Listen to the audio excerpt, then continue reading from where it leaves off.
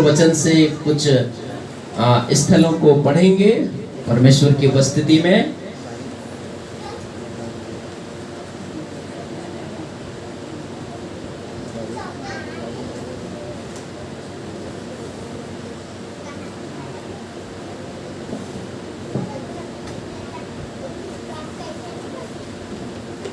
मेरे साथ आप निकालेंगे उत्पत्ति की पुस्तक उसके 18 अध्याय का 19 पद को। आप में से कोई भी एक जन पढ़ देंगे। उत्पत्ति 18 अध्याय के 19 पद को। क्योंकि मैं जानता हूँ कि वह अपने पुत्र और परिवारों को जो उसके पीछे रह जाएंगे आज्ञा देगा कि वे यहोवा के मार्ग में अटल बने रहे और धर्म और न्याय करते रहे, इसलिए कि जो कुछ यहोवा ने अब्राहम के विषय में कहा है उसे पूरा करे। परमेश्वर एक और बार इन पढ़े जाने वचनों के द्वारा हम सबके जीवन को, साथ में बेटी सन्ना को बहुत आशीष दे। आइए चंद समय के लिए एक और बार खुदा की ओर अपने ध्यान को केंद्रित करते हुए प्रार्थना करेंगे। महिमा में जीवित परमेश्वर पिता, पुनर्बार हम आपके पवित्र चरणों में होकर आपके नाम को महिमा देते हैं। खास करके प्रभु जी इस वचन के लिए आपको धन्यवाद देते हैं पिता, जो आपके पवित्र आत्मा की प्रेरणा से रचा गया रचित वचन है और अभी हमने इसे पढ़ा है। प्रभु जी हम इसे थोड़ी देर मनन करना चाहते हैं। प्रभु जी इस वचन की जो भेद भरी बातें हैं आपके पवित्र आत्मा के द्वारा हमें सिखाएं प्रभु, ताकि हम भी अपने जीवन में उसे अमल करते हुए आगे बढ़ें और हमारे जीवन से परमेश्वर पिता आपके नाम की महिमा होने पाए। यहाँ पर उपस्थित आपके सभी आदरणीय दास और दासियों को, साथ साथ प्रभु हमारे प्रिय भाई उनके फैमिली को और उपस्थित सारे परिवार बच्चों को पिता मैं आपके हाथ में देता हूँ। धन्यवाद करते हुए इस प्रार्थना को मैं यीशु के सामर्थी नाम से मांगता हूँ पिता, आमीन। हालेलुया।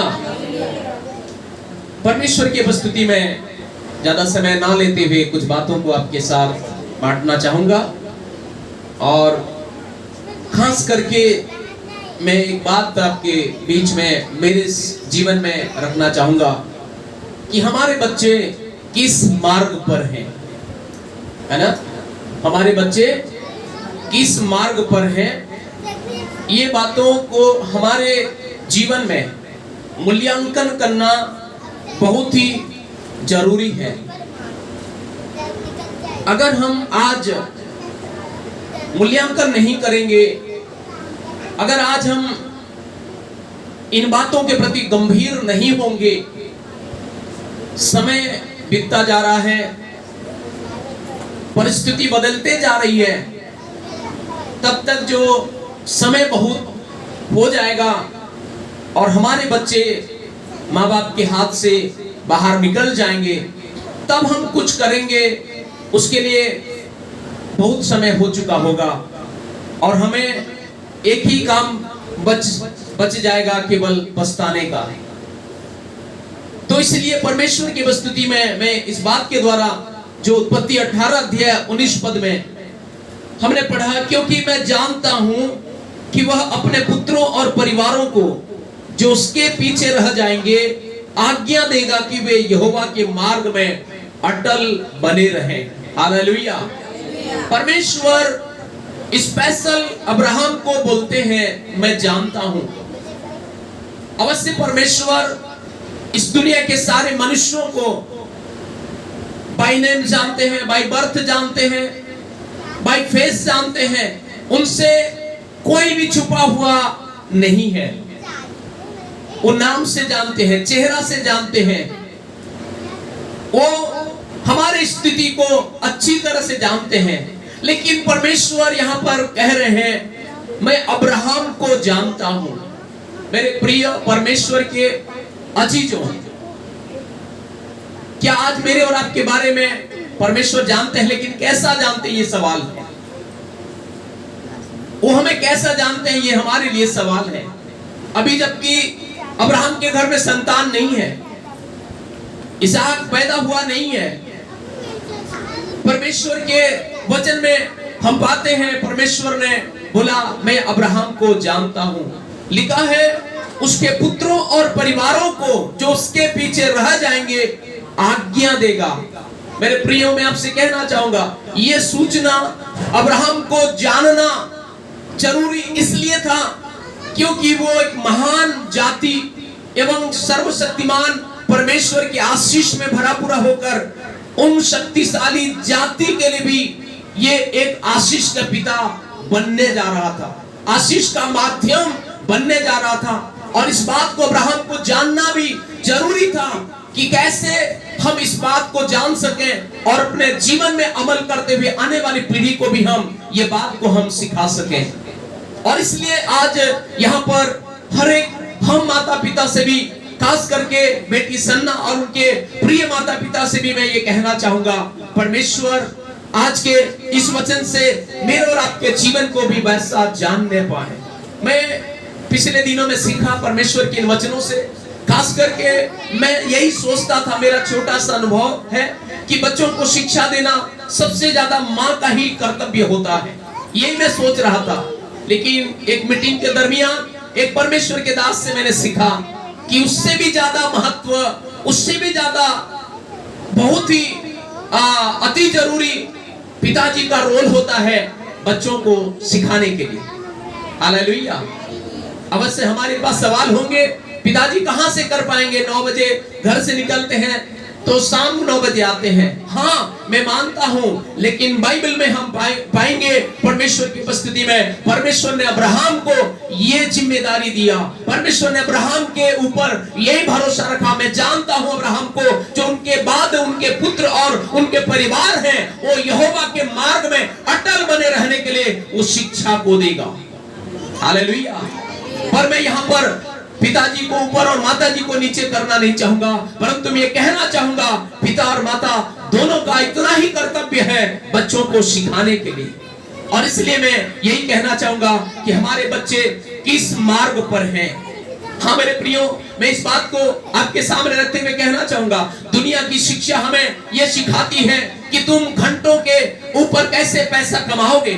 हाँ, हमें वो शिक्षा भी जरूरी है, वो शिक्षा भी लेना हमारे लिए महत्वपूर्ण है।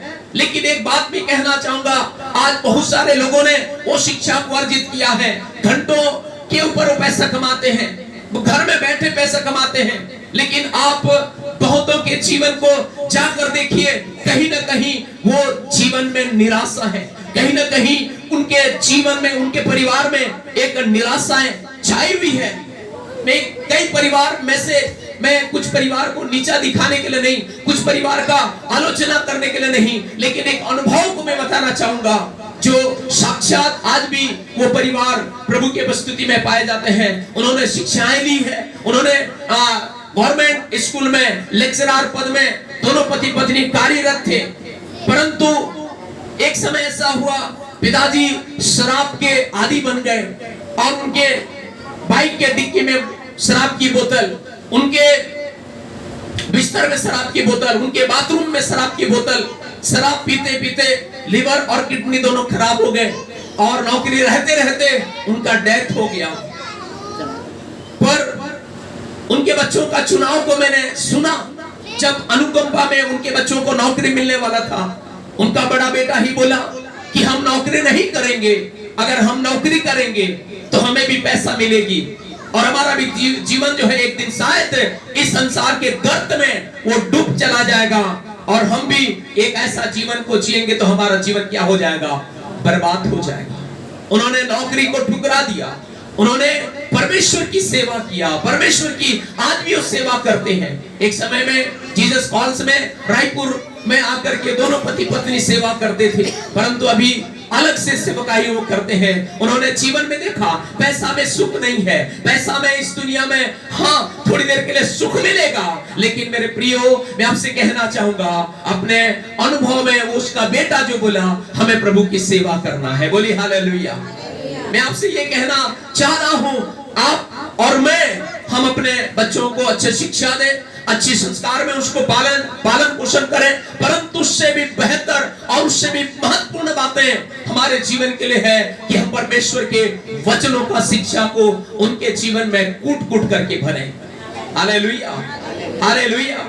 एक ऐसा भरोसे की बातों को हम माता पिता से परमेश्वर अपेक्षित है कि वो बातों को देखें। और ये कैसा संभव हो सकता है मेरे प्रियो, जब तक मैं और आप इन बातों को अपने जीवन में महत्वपूर्ण नहीं समझेंगे, तब तक ये बातें हमारे लिए संभव नहीं हो सकता। आज वो मैं सुना करता था कि प्रथम गुरु तो माता पिता होते हैं, उसके बाद हमारे जो बच्चे हैं संडे स्कूल में होते हैं, उसके बाद फिर और बाकी लोगों का रोल होता है। लेकिन मैं कहना चाहूंगा प्रथम गुरु पिता माता होने के साथ साथ हमारे संडे स्कूल के जो टीचर्स हैं, पास्टर्स हैं, वो उनके लिए एक महत्वपूर्ण भाग अदा करते हैं। और इसलिए मैं कहना चाहूंगा परमेश्वर की उपस्थिति में हमारे जीवन में परमेश्वर ये अपेक्षा करते हैं कि हम बच्चों को अपने जीवन में प्रभु के शिक्षा में, प्रभु के मार्ग में लेकर चलने वाले माता पिता बन जाएं। हालेलुया।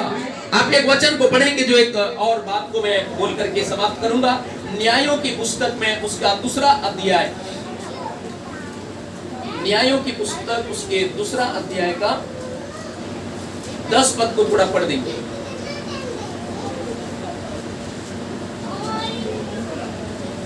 और उस पीढ़ी के सब लोग भी अपने अपने पितरों में मिल गए। तब उसके बाद जो दूसरी पीढ़ी हुई, उसके लोग ना तो यहोवा को जानते थे और ना उस काम को जो उसने इस्राएल के लिए किया था। परमेश्वर एक और बार इस वचन के द्वारा हमें आशीष दे। यहाँ पर देखिए कितना एक दुख की बात मैं समझता हूँ परमेश्वर के वचन में। अगर 7 पद को हम देखेंगे, और यहोशू के जीवन भर और उन वृद्ध लोगों के जीवन भर जो यहोशू के मरने के बाद जीवित रहे और देख चुके थे कि यहोवा ने इस्राएल के लिए कैसे कैसे बड़े काम किए, इस्राएली लोग यहोवा की सेवा करते रहे। परमेश्वर ने अद्भुत काम किया इस्राएलियों के जीवनों में, परमेश्वर ने अनोखा काम दिखाया इस्राएलियों के जीवनों में। लेकिन दुख की बात है, यहोशू के मर जाने के बाद जो दूसरा पीढ़ी हुई, बाइबल में लिखा है उस पीढ़ी के लोग ना तो यहोवा को जानते थे और ना उसके काम को जानते थे। हालेलुया। देखिए इतना महान अद्भुत काम करके परमेश्वर इस्राएली प्रजा को उस जगह से, गुलाम के जगह से परमेश्वर ने बाहर निकाल कर लेकर आया, उनके साथ अनोखा काम किया, है ना, अनोखा काम किया। इतने दिनों का सफर में परमेश्वर उनको कभी भूखा रहने नहीं दिया, कभी प्यासा रहने नहीं दिया, है ना, और बड़े बड़े काम करके दिखाए। लेकिन उन लोगों ने परमेश्वर के उन आश्चर्य कर्मों को या परमेश्वर को बताने के लिए वो लोग पीछे रह गए। और इसलिए लिखा, उसके नीचे क्या लिखा है, ये इसलिए इस्राएली वह करने लगे जो यहोवा की दृष्टि में बुरा है, और बाल नामक देवताओं की वो उपासना करने लगे। इतना जीवित परमेश्वर की आराधक, जीवित परमेश्वर के साथ साथ चलने वाले, जीवित परमेश्वर के अद्भुत उपस्थिति को महसूस करने वाले ये लोग कैसे अजनबी बन गए, कैसे अनभिज्ञ बन गए, और इन बातों को अपने पीढ़ियों को नहीं बता पाए, इन बातों को अपने आने वाले जनरेशन को नहीं बता पाए। मेरे प्रिय परमेश्वर के अजीजों, आज हमारे जीवन में ये बात एक महत्वपूर्ण भाग बन जाए कि हम भी अपने बच्चों को परमेश्वर के बारे में, परमेश्वर के प्रेम के, परमेश्वर के अनोखा प्रेम के बारे में हम जिक्र करते रहें। और इसलिए बाइबल हमें इस बात को बताती है, जो व्यवस्था विवरण में पढ़ते हैं 6 अध्याय 9 से लेकर के 6 से लेकर 9 तक बाइबल में लिखा है कि बच्चों को, है ना, आप कैसे शिक्षा दे सकते हैं। घर में बैठे, मार्ग में चलते, लेटते बैठते इनकी चर्चा किया करना लिखा है। हालेलुया। बाइबल में हम पाते हैं व्यवस्था विवरण में ये कहना चाहिए परमेश्वर के दास मूसा, जो इस्राएलियों को इन बातों को सिखाता है कि बच्चों को तुम ऐसा शिक्षा देना। इसके लिए कोई समय सीमा सारणी ऐसा नहीं है। आप जब भी परमेश्वर के उपस्थिति में होकर के चलते हैं, बच्चों के साथ होते हैं, बच्चों के पास बैठते हैं, अवश्य मेरे और आपके जीवन में प्रभु ये चाहता है कि हम अपने जीवन में पाए हुए अद्भुत गवाहियों को, परमेश्वर के प्रेम को, परमेश्वर की सुरक्षा को हम उनके जीवन में बांटते रहें। बोली हालेलुया, बोली हालेलुया। परसों शाम मैं रंजक के साथ एक जगह में जा रहा था, शाम के समय। एक बात को उन्होंने बोला, मैं बता रहा हूँ, छोटा सा बात है। उन्होंने बोला, पापा मैं काफी सारे बच्चों को देखता हूं जो सीजनली बुखार होता है, पर मेरे को ऐसा बुखार नहीं हुआ अभी तक। बच्चे जब था वो हुआ है 1-2 बार। या सीजन में जब मौसम परिवर्तन होता है कुछ न कुछ फर्क होता है, पापा मैं देखता हूँ, लेकिन मैं तंदुरुस्त रहता हूँ। तो मैंने बोला भले बेटा तू प्रार्थना तो नहीं करता, लेकिन हम प्रार्थना करते हैं, शायद इसी का एक असर हो सकता है जो परमेश्वर ने तुझे सलामती और सुरक्षा का जीवन को दिया है। हालेलुया। मैं आपसे कहना चाहूंगा परमेश्वर की स्तुति में, इस दुनिया में और बातों को हम जितना महत्वपूर्ण समझते हैं उससे भी ज्यादा परमेश्वर के मार्ग में, परमेश्वर के भय में, परमेश्वर के स्तुति में चलने के लिए बच्चों को हम शिक्षा को दें, ताकि आगे चल करके मैं इस बात को कहना चाहूंगा, हम माता पिता निश्चिंत होकर के रहेंगे और हमारे जीवन में परमेश्वर की आशीष और परमेश्वर की भलाई होगी। हालेलुया। मेरे करीबी में से एक परिवार जो सतकुल प्रभारी टीचर रहकर हेडमास्टर बन करके रिटायर हुए, उनके 4 बच्चे हैं मेरे प्रियो। 4 बच्चों का कोई किसी का भविष्य कुछ नहीं है। 80,000 रुपया उनको मिला, कोई बच्चों को उन्होंने अच्छी पढ़ाई नहीं कर पाए, किसी बच्चों का उन्होंने भविष्य को नहीं बना पाया। अभी वो चिंता कर रहे हैं, एक पैर कब्रिस्तान में, एक पैर घर में। मेरे चले जाने के बाद बच्चों का फिर क्या होगा? जब उस समय था, पैसा थे, परिवार थे, चर्च के पास रहते थे, परंतु कभी भी उन्होंने इन बातों को महत्वपूर्ण नहीं समझा और आज पूरे भविष्य बच्चों का जो है अंधकार स्थिति दिखाई दे रहा है। मैं इस बात के द्वारा प्रेरित करना चाहूंगा, एक महत्वपूर्ण भाग मेरे और आपके जीवन के लिए है मेरे प्रियो, कि हम बच्चों को अपने जीवन के द्वारा जो परमेश्वर ने हमें उपहार के स्वरूप में दिए हैं, दान के स्वरूप में दिए हैं, हम परमेश्वर के लिए बच्चों का पालन पोषण करें। फिलिपियों की पत्री में हमें इन बातों को बहुत स्पष्टता और सरलता के साथ मिलता है। इसलिए हर माता पिता से मैं अनुरोध करते हुए कहना चाहूंगा, जैसे यहाँ पर लिखा है कि उस पीढ़ी के लोग मर मिट गए और ये दूसरा पीढ़ी जो उत्पन्न हुई, ना तो वो यहोवा को जानते थे और ना उसके अद्भुत काम को जानते थे। कभी कभी पैसा के लिए जब मुझे मांगता है, मैं बोलता हूँ बेटा पैसा कैसे आता है, इसका कीमत आपको अभी पता नहीं है, पैसा कैसे आता है उसका मूल्य हमें मालूम है। इसलिए मैं बोलता हूँ पैसा को आप यूं ही बेवजह फिजूल खर्च बिल्कुल नहीं करना। जो आवश्यकता है वो आवश्यकता के अनुसार खर्च करने से ठीक है, ऐसा मैं उनको बताता हूँ। तो मैं यही कहना चाहूंगा, परमेश्वर की स्तुति में मेरे और आपके जीवन के लिए बहुत ही एक महत्वपूर्ण भाव है। बाइबल में से हम जानते हैं प्रभु के महान एक दास एली याजक के बारे में, उनके बारे में भी लिखा हुआ है। उनसे बड़ा याजक शायद और कोई नहीं थे, लेकिन बाइबल में लिखा है एली के बच्चे तो लुच्चे थे और वो यहोवा को नहीं जानते थे। परमेश्वर की स्तुति में अवश्य कहावत आपने सुना होगा, पुलिस का बेटा चोर होता है, मास्टर का बेटा गधा होता है और पास्टर का बेटा भी कुछ कुछ होता है बोलते हैं, है ना। पर कहावत ही कहावत है, परंतु असलियत नहीं है। और इसलिए हम माता पिता अपने जीवन में इस बात को बहुत ही महत्वपूर्ण समझते हुए परमेश्वर के राहों में, परमेश्वर के भय में, परमेश्वर के स्तुति में जस्ट एक आयत को पढ़ करके समाप्त करेंगे।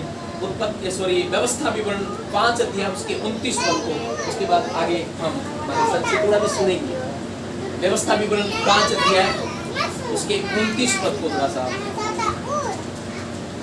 भला होता कि उनका मन सदा वो ऐसा ही बना रहे कि वो मेरा भय मानते हुए मेरी सब आज्ञा पर चलते रहे, जिससे उसके सदा वो भलाई होती है। परमेश्वर एक और बार आशीष दे। यहाँ पर परमेश्वर मूसा नबी से बात करते हुए कह रहे हैं, भला होता कि ये इस्राएलियों का मन सदैव ऐसा रहता। परिस्थिति वहां पर ऐसा हुआ है कि उस पर्वत में परमेश्वर की उपस्थिति है और वो पर्वत पूरा आग से दहक रहा है और ये सारे मंडली के लोग परमेश्वर के सामने जाने से डर गए और मूसा को ही बोले कि तुम ही जाओ और वहां से सुन करके आना, और जो कुछ आप कहेंगे हम उसे पालन करेंगे।